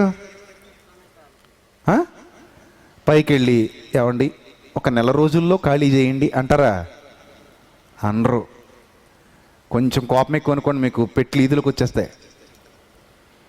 వచ్చేసి ఇమ్మీడియట్గా బయటికి పోండిరా, నా ఇంట్లో ఇంకొక క్షణం ఉన్నారంటే తట్టుకునేది లేదు, గెట్ అవుట్ అంటారు. ఉన్నపాటుని ఇలా పిల్ల పాపలతో ఖాళీ చేయమంటే ఎలా అన్నారు అనుకో, నోర్ మోయ్, షటప్. ఈ బీర్ సీసాలేంటి, ఆ పీకలేంటి, ఆ సిగరెట్లేంటి, ఈ పార్టీలేంటి, ఈ గొడవ ఏంటి, ఈ అల్లరేంటి, ఆ గోడలేంటి, ఆ బూతు బొమ్మలేంటి, ఈ వాంతులేంటి, ఆ కక్కులేంటి, అదిగో కింద పడి దొలుతున్న ఇంకా మొత్తం వెదవలెవరు? ఇదేమైనా ఇల్లు అనుకున్నావా, లేకపోతే బార్ అనుకున్నావా, లేకపోతే క్లబ్ అనుకున్నావా, పబ్ అనుకున్నావా, ఏమనుకున్నావా? అది సంసారాలు ఉండే కొంపరా? ఆహా, గెట్ అవుట్ అంటావా? అనవా? అనవు, ఏం చక్క అంటావు. ఎందుకంటే నీకు కన్వీనియంట్గా లేదు, నీకు కంఫర్ట్గా లేదు. అక్కడ నువ్వు కంఫర్ట్ జోన్లో లేవు, నీకు కంఫర్ట్గా లేదు, నీకు అసలు కన్వీనియంట్గా లేదు. సో ఇమ్మీడియట్గా నువ్వు వాళ్ళని ఖాళీ ఏం చేస్తావు? ఎందుకంటే ఇల్లు నీది, ఇల్లు నీది, దేశం ఎవరిది? దేవునిది. అర్థమవుతుందా? దేశం నాది రోయ్ అన్నోళ్లే ఆదాము దగ్గర నుంచి ఈరోజు ఉన్న వాళ్ళ గురించి చెప్పట్లేదు నేను. ఆదాము దగ్గర నుంచి అందరూ దేశభక్తులే, కానీ ఏ భక్తుడు దేశంలో లేకుండా పోయాడు. అసలు భక్తుడే దేశంలో లేడంటాడు మీక. అప్పటి నుంచి భక్తుడు ఎవడు లేడు, ఏ దేశభక్తుడు దేశంలో లేడు. నేను దేశభక్తుడి గురించి మాట్లాడుతాను సుమా. భక్తుడు లేడంటాడు ఏంటి ఈయన? నాకు తప్పు దొరికేసింది, ప్రసాద్ రెడ్డి గారు తప్పు చెప్పాడని రేపు పొద్దున్న యూట్యూబ్లో పెడదామని చూస్తావు నువ్వు. నేను మాట్లాడేది దేని గురించి? ఏ భక్తుడి గురించి? అదనమాట. దేశభక్తుడు దేశంలో ఆదాము కాలం నుంచి నేటి వరకు లేకుండానే పోయాడు. ఒక్క దేశభక్తుడు దేశంలో లేడు. ఎందుకంటే దేశం దేవునిది. దేశం ఎవరిది? దేవునిది. ఎవడ అబ్బ సొత్తు కాదు దేశం. ఇది నా దేశం, ఇది మా దేశం, ఇది మన దేశం, ఇది మా జాతికి దేశం, ఇది మా మతానికి దేశం, ఇది మా వర్గానికి సంబంధించిన దేశం అని ఎవడు చెప్పినా అవన్నీ నీటి మీద రాతలే. నీటి మీద రాతలే. నీటి మీద రాతలు ఉంటాయా? నీ వెనకే పోద్ది, మళ్ళీ ఇంకా పేపర్ మీద అయినా కొంచెం ఉంటుందేమో. అందుకే నీటి మీద రాతన్నాను. నీ వెనకే మళ్ళీ నీకు కూడా కనబడదే అవదు. ఒక అక్షరం రాసి రెండో అక్షరం రాసేసరికి రాసిన మొదటి అక్షరం నీ రాసినోడికే కనబడదు. అలా ఉన్నాయి మనుషుల ఆలోచనలు. దేశం ఎవరిది? దేవునిది. అపవిత్రపరిచారు గనుకనే పంపించేశాడు. అందుకని వీళ్ళ గొప్పతనం కాదు. చూడండి ఇప్పుడు దాన్ని ఎంత క్లియర్గా చెప్తున్నాడు. ద్వితీయోపదేశకాండం 9వ అధ్యాయం 4వ వచనం. ద్వితీయోపదేశకాండం 9వ అధ్యాయం 4వ వచనం క్లియర్గా చూడాలి. ఇక్కడ చాలా అద్భుతమైన విషయాన్ని చెబుతున్నాడు. నీ దేవుడైన యెహోవా నీ ఎదుట నుండి వారిని తోలివేసిన తోలేయడం చూసారా ఎలా ఉందో? పంపించేసిన తర్వాత అన్నాడా? పంపించేసిన తర్వాత అన్నాడా? తోలేసిన తర్వాత అన్నాడా? తోలేసిన తర్వాత. తోలేయడం అంటే ఏంటండి? తోలేయడం అంటే ఏంటి? అది విషయం. గౌరవాలు ఉండవు ఇంకక్కడ. ఎందుకంటే ఆ గౌరవాన్ని ఆల్రెడీ వీళ్ళు ఏం చేసుకున్నారు? పాడు చేసుకున్నారండి. చానోరు మీ నీకు గౌరవాన్ని ఇచ్చేదేంటి దౌర్భాగ్యుడు అంటాం. అది ఎప్పుడో పోగొట్టుకున్నావు నువ్వు. గౌరవంగా మాట్లాడన్నావు. నోరమై నీకు ఇచ్చేది గౌరవం, నీకు గౌరవం ఇచ్చేదేంటి? అది ఎప్పుడో పోగొట్టేసుకున్నావు నువ్వు. ఇంక నీకు గౌరవాలకి గౌరవాలు లేవు. గెట్ అవుట్, ముందు ఖాళీ చేయ అర్జెంటుగా అంటాడు. ఆ స్థితికి వచ్చేసారు వీళ్ళు. తోలేయించేసుకునే స్థితికి. తోలివేసిన తర్వాత నేను ఈ దేశమును స్వాధీనపరుచుకున్నట్లుగా యెహోవా నా నీతిని బట్టి నన్ను ప్రవేశపెట్టినని అనుకొనవద్దు. అంటే ఈ సిటీలో నాకంటే మంచోడు లేడు కాబట్టి, ఈ ఏరియాలో నాకంటే గొప్పోడు లేడు కాబట్టి, ఇంతకుముందు ఉన్నోళ్ళు నా అంత మంచోళ్ళు కాదు కాబట్టి, నా అంత గొప్పోళ్ళు కాదు కాబట్టి వాళ్ళని వెళ్ళగొట్టేసి నేను అడగకుండానే నన్ను ఆహ్వానించి ఈ దేశాన్ని నాకు ఇచ్చేశాడు అని నువ్వు ఎట్టి పరిస్థితుల్లోనూ అనుకొనవద్దు. ఈ జనముల చెడుతనమును బట్టియే యెహోవా నీ ఎదుట నుండి వారిని వెళ్ళగొడుతున్నాడు. విషయం అది. నువ్వేదో ఉత్తమోత్తముడు అని, నువ్వేదో ఉత్తమోత్తమురాలివని మిమ్మల్ని పిలుచుకొని రావట్లేదు ఇక్కడికి. భూమి మీద నీతిమంతుడు ఎవడు లేడు. కానీ వీళ్ళ స్థాయి, అవినీతి విషయంలో వీళ్ళ స్థాయి పిహెచ్డీలు పుచ్చేసుకున్నారు వీళ్ళు. అంతే కదండి. ప్రతి మనిషికి పాపం విషయంలో ఒక స్థాయి ఉంటుంది కదండి, పర్సంటేజ్ ఉంటుంది.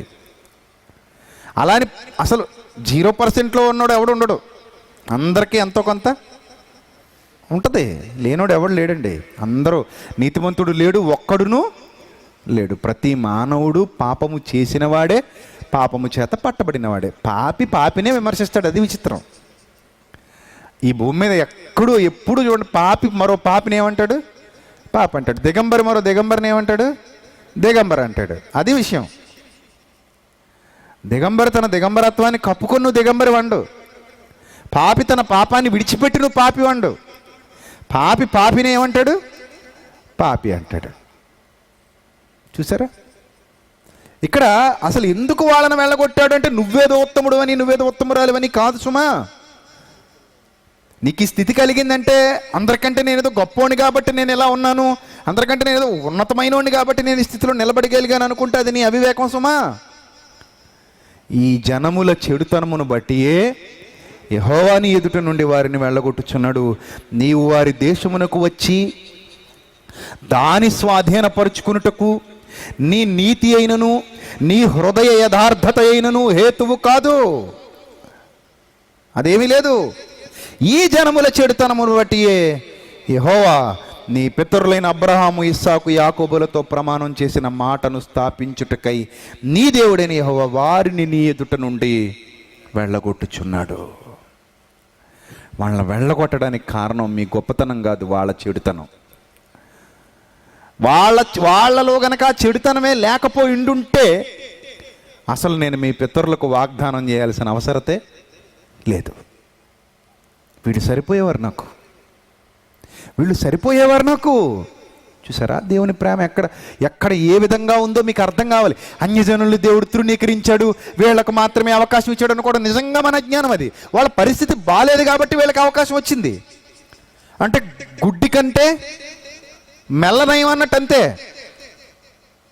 అర్థమవుతుందా? గుడ్డి కంటే ఏమనయం? మెల్లనయం.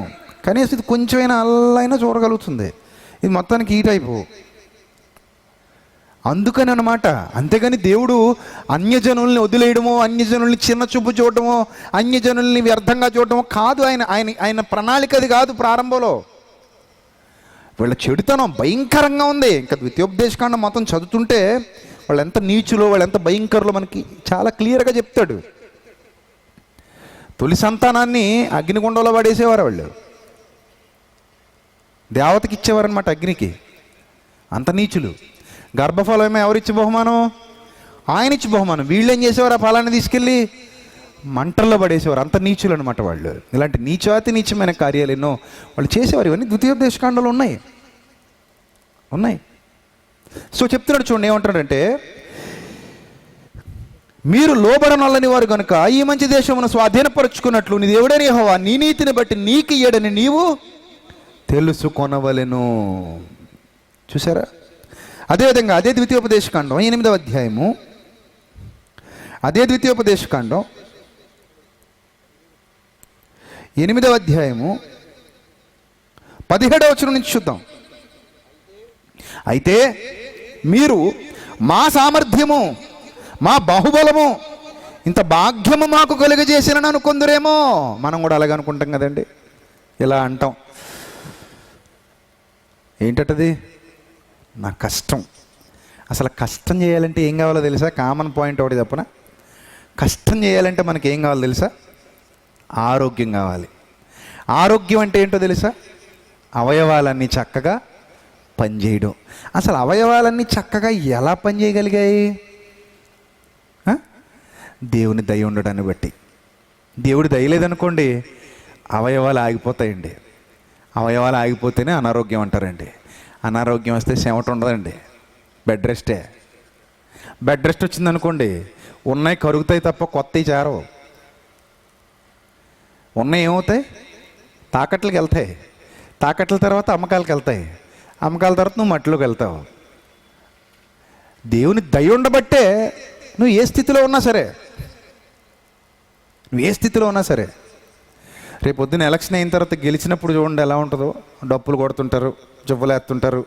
ఈయనేమో పైకి ఎత్తేస్తారు. కింద పడితే కాలు ఇరిగిపోద్ది. మళ్ళీ మామూలే. పైకి ఎత్తేస్తే ఈ దండలతో పైకి ఎత్తించుకున్నాడు ఏమనుకుంటాడో తెలుసా? ఇలా పెట్టుకొని, నా సామర్థ్యం, నా బాహుబలం, నా గొప్పతనం, నా పంపిణీ, దీనివల్ల ఇది నా రేంజ్ అనుకుంటాడు.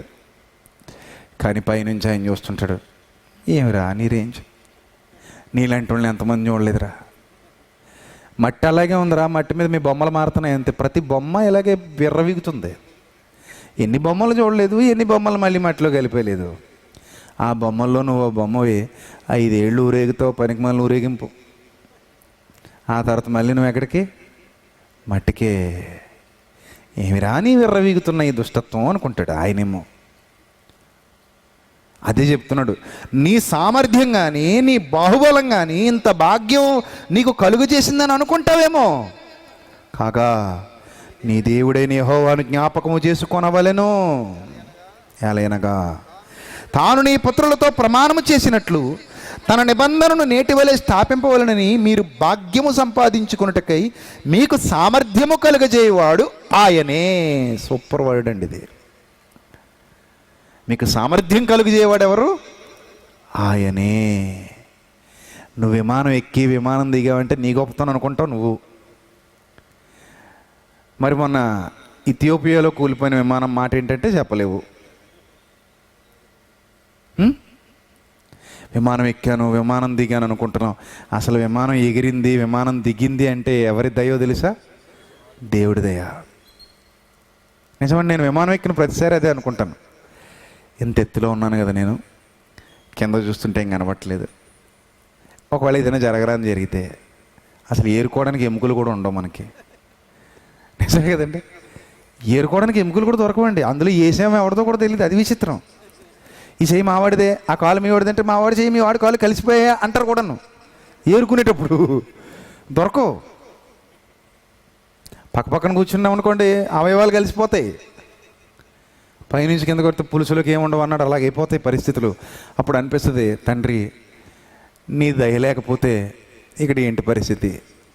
నేను అప్పుడు అరబ్ కంట్రీకి వెళ్ళినప్పుడు వస్తూ ఉండగా ఈ అరబ్ ఎమిరేట్స్లో మందు బాగా సప్లై చేస్తారు. బీర్లు, మందు. ఈ గల్ఫ్ వెళ్ళి వచ్చే వాళ్ళకి తెలుస్తుంది, బాగా అడగండి. ఈ మందు బాగా సప్లై చేస్తుంటారండి. అప్పుడు ఏం చేస్తారంటే వీళ్ళు చేపలు, మాంసం, భోజనం పెడతారు విమానంలో. తినేసేసి శుభ్రం మందు పోయించుకు తాగుతూ ఉంటారు విమానంలో ఉన్నోళ్ళు. ఒకడైతే 3-4 బీర్లు నా పక్కన పడ్డాడు దద్రుడు. ఆ టిన్నులు తీసుకునేవాడు. ఆ ఎయిర్ హోస్టెస్ అలా తిరిగినప్పుడు ఇందులోంచి లాగేసి కింద పడేసుకునేవాడు. మరి దొంగతనం చేస్తున్నావేట్రా అంటే పర్లేదండి అనేవాడు. అలా తీసేసుకుని ఇంకా అదే పని ఇంకొచ్చే వరకు అలా ఇంచుమించు చాలామంది అయ్యగారు వందనాలు అన్నవాళ్ళు కూడా ఆ టైప్లోనే ఉన్నారు. తందనాలే, వందనాల వాళ్ళు కూడా తందనాలే. ఎందుకంటే ఇంకా అది ఫ్రీ కదా. ఫ్రీ అంటే ఇంక మన పినాయిల్ అనేది తాగేస్తారు కదా. అప్పుడు అనుకున్నాను, తండ్రి ఆకాశంలో ఎక్కడో ఎగురుతున్నాం, పడిపోతే సముద్రంలో ఉంటామో తెలీదు, ఎక్కడ ఉంటామో తెలీదు, అసలు ఉంటామో లేదో కూడా తెలీదు. ఇది చూస్తేనేమో జర్కులిస్తుంది. ఏదైనా చిన్నది జరిగింది అనుకోండి, ఏమైపోతాం? ఆ రోజుతో మన చాప్టర్ క్లోజ్. ఆ ప్రయాణమే చివరి ప్రయాణం. అంతే కదండి. అక్కడ కూడా నీకు తాగాలని ఎంత ధైర్యం రా నీకు, ఎంత ధైర్యంగా తాగుతున్నారు నువ్వు అనిపిస్తుంది. ఏమంటే మనుషులు ఎలాంటి స్థితిలో ఉంటారంటే, అసలు నేను దేవుని దయ వలన బ్రతుకుతున్నాను, నాకు ఈ స్థితి దేవుని దయ వలన కలిగింది, ఇది నా సామర్థ్యం కాదు, ఇది నా గొప్పతనం కాదు, నేను ఈ స్థితిలో ఉన్నానంటే అది దేవుని దయ. నేను ఇంట్లోంచి అడుగు బయట పెట్టానంటే దేవుని దయ, బయట నుంచి లోపలికి వెళ్ళగలిగానంటే దేవుని దయ, తిప్పి కిక్కు కొట్టి కొంత దూరం వెళ్ళగలిగానంటే దేవుని దయ, మళ్ళీ అక్కడ నుంచి ఇంటికి వచ్చి బండి పార్క్ చేసి లోపలికి వెళ్ళి కొంత తిని పడుకోగలిగానంటే దేవుని దయ.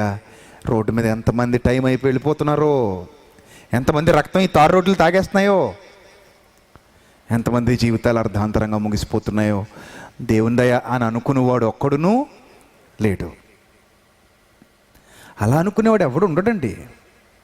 మనిషి ఈ మట్టి దేహం 6 అడుగులు ఉంటుంది, 5.5 అడుగులు ఉంటుంది. ఎంత పొగరండి. దేన్ని చూసుకుని పొగరు? డబ్బుల్ని చూసుకుందరు, అధికారం చూసుకుందరు, పదవులు చూసుకుందరు, చదువులు చూసుకుందరు, జనబలం చూసుకుందరు, ధనబలం చూసుకుందరు, ఇంకేవో చూసుకొని కొందరు. ఎంత పొగరో! 5.5 నుంచి 6 అడుగులు, ఒక గాలి బుడగ లాంటి జీవితం. పిన్నుతో పొడిస్తే చచ్చిపోతాడు. అలాంటి చిన్న జీవితానికి ఎంత పొగరు, ఎంత అహంకారం. దేవుడు అవన్నీ చూస్తుంటాడు. అవన్నీ చూసి ఇంక వీడిని ఖాళీ చేసేయాలి అనుకుంటాడు. వాళ్ళు కూడా అలాగే భరించి ఖాళీ చేశాడు. చూడండి ఏమని చెప్తున్నాడు చూడండి. నీవు ఏమాత్రమైనను నీ దేవుడైన యెహోవాను మరిచి ఇతర దేవతలను అనుసరించి పూజించి నమస్కరించిన ఎడల మీరు నిశ్చయముగా నశించిపోదురని నేడు మిమ్మును గురించి నేను సాక్ష్యం పలికి ఉన్నాను. ఈ జనాంగాలన్నీ అవే చేశారు. ఏం చేశారంటే, నీ ఎదుట నుండకుండా యెహోవా నశింపజేయుచున్న జనములు వెనకపోయినట్టు. అక్కడే దేవుని మనసు మీకు అర్థం కావాలి. జనములు వెనకపోయినట్టు అన్నాడంటే వాళ్ళకు కూడా దేవుడి ముందు చెప్పి చూశాడు. చెప్పకుండా ఎవరిని తోలివేయలేదండి. ఆయన అన్యాయస్తుడు కాడు. ఇశ్రాయేలీలకు ఏ న్యాయం అయితే మీకు కనబడుతుందో అదే న్యాయం అన్యజనుల దగ్గర కూడా జరిగింది. వాళ్ళకు కూడా చెప్పిన తర్వాత వారు విననొల్లని స్థితిలో వారిని ఏం చేశాడు? వెళ్ళగొట్టేశాడు. అదే చెబుతున్నాడు. ఏమంటున్నాడు? నీ ఎదుట నుండకుండా యెహోవా నశింపజేయుచున్న జనములు వినకపోయినట్టు మీ దేవుడైన యెహోవా మాట మీరు వినకపోయిన ఎడల మీరును వారి వలనే నశించుదురు. దేశాన్ని ఖాళీ చేసి వెళ్ళిపోవాలి. మాట వింటే దేశము యొక్క ఫలములన్నిటినీ మీరు అనుభవిస్తారు. మాట వినకపోతే దేశాన్ని ఖాళీ చేసి వెళ్ళిపోతారు. ఈ జనాంగాలన్నీ దేశాలు ఖాళీ చేసేసి అంటే కారణం దేవుని పిలుపు వాళ్ళు వినలేదు. దేవుని మాట వాళ్ళు ఖాతరు చేయలేదు. దేవుణ్ణి వాళ్ళు లక్ష్య పెట్టలేదు. దేవుణ్ణి వాళ్ళు గౌరవించలేదు. దేవుడు ఉన్నాడన్న ఇంగిత జ్ఞానం కూడా లేదు ఎవరికి. దేవుడున్నాడు, నేను చూస్తున్నాడు, దేవుడున్నాడు, నేను గమనిస్తున్నాడు, దేవుడే నీకు ఇది ఇచ్చాడు. దేవుడు ఇవ్వకపోతే అసలు ఈ మట్టి మీద నివాసం ఉండగలవా? అసలు ఉండగలవా? ఉండలేవు. చూసారా ఈ చరిత్ర? మనం ఎప్పుడు పెద్దగా దీన్ని కాన్సన్ట్రేషన్ చేయం, కానీ కాన్సన్ట్రేషన్ చేస్తే కొన్ని దేశాలనే ఖాళీ, టోటల్గా ఇల్లులు కాదు సుమా, కొన్ని దేశాలే ఖాళీ. పోండి, మొత్తం పోండి, నిర్దాక్షిణ్యంగా పంపించేశాడు. హతమైపోయారు, చనిపోయారు. వాళ్ళ ప్లేస్లోనికి వీళ్ళు వచ్చేసారు. అప్పుడు వీళ్ళకి చెప్తున్నాడు, మేమేదో గొప్పోళ్ళమని మీరు విర్రవెక్కండి. ఇక్కడ ఉన్నోళ్ళు ఎందుకు పోయారంటే కారణాలు ఇవి.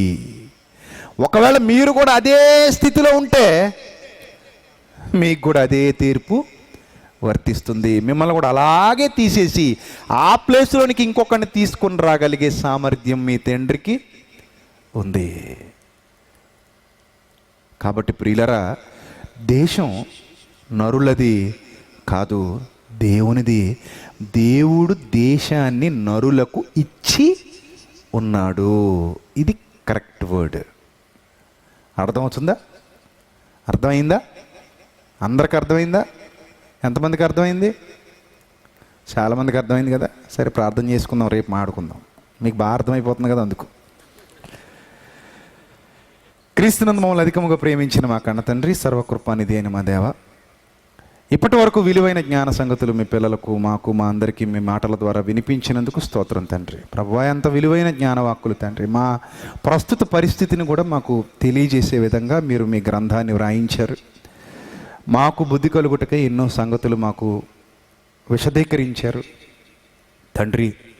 ఈ దినాన తండ్రి విలువైన జ్ఞానవాక్కులు మీ పిల్లలకు వివరించడానికి మీ దీనదాసుడనైన నాకు సహాయం చేశారు. అందును బట్టి స్తోత్రం తండ్రి. ఎల్లప్పుడూ మమ్మల్ని మేము తగ్గించుకొని మిమ్మల్ని హెచ్చించగలిగే భాగ్యాన్ని మా అందరికీ దయచేయండి. కూడి వచ్చిన మీ పిల్లల్ని, వారి కుటుంబాన్ని జ్ఞాపకం చేసుకోండి. ఇంకా ఈ సభలు 2 దినాల పాటు ఇదే ప్రాంతంలో కొనసాగవలసి ఉండగా తండ్రి మీ సహాయం మా అందరికీ దయచేయండి. నాతోటి సేవకుల్ని జ్ఞాపకం చేసుకోండి, వారి కుటుంబాలని, సంఘాలని జ్ఞాపకం చేసుకోండి. ప్రతి ఒక్కరిని ప్రభా మీ వాక్యపు వెలుగులు నడిపించి మీకు విధేయత కలిగిన పిల్లలుగా మమ్మల్ని అందరం ఉంచమని, రేపు కూడా మాకు విలువైన జ్ఞానవాక్కులు మాకు అనుగ్రహించమని క్రీస్తు నామములో ఈ ప్రార్థన మనవులు అడిగి వేడుకొనిచున్నాం మా కన్న తండ్రి. ఆమెన్. అందరికీ వందనాలండి.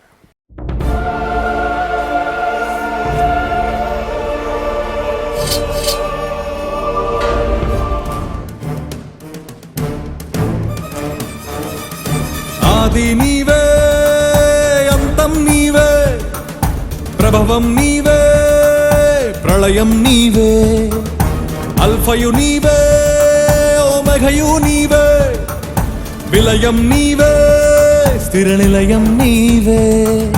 గగనం భువనం సకలం నీవే, జగతిని నడిపే జ్యోతివి నీవే. సమరం అమరం సర్వము నీవే, అన్ని నామాలు ప్రణమిల్లే సర్వోన్నత నామం నీవే, సర్వోన్నత నామం నీవే.